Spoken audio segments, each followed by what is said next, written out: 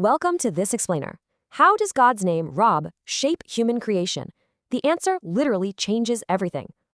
Check out this poetic thought. We aren't just in the universe. We're actually the focal point of it all. It's a cosmic puzzle. Compress the universe, you get a human. Expand a human, you get the universe. And just like your eye has built-in protection, the Creator actively guards humanity, acting as the universe's pupil. Get this, nearly all 155 elements in the universe, like iron and zinc, are literally inside your own body. Since we hold these 4 elemental building blocks, we physically represent all Earth's inanimate matter and plant life.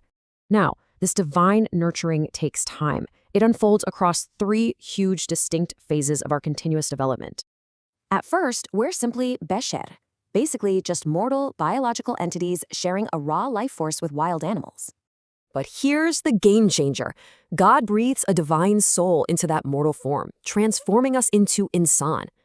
That soul is exactly what elevates us from wild creatures into civilized beings, totally capable of deep fellowship. With this massive spiritual upgrade, humanity becomes God's vicegerent. Basically, we are the master builders of the earth. So that brings up a huge question. If we're already master builders, why do we need divine revelation? Well, revelation is God acting as Rab, literally nurturing and training us to reach our absolute highest potential. Think of it like core software, downloaded straight from the Creator to perfectly guide our behavior and society.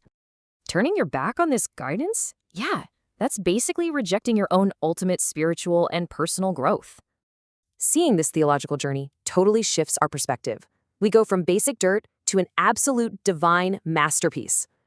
So the big question I'll leave you with today. How are you going to live up to your cosmic potential?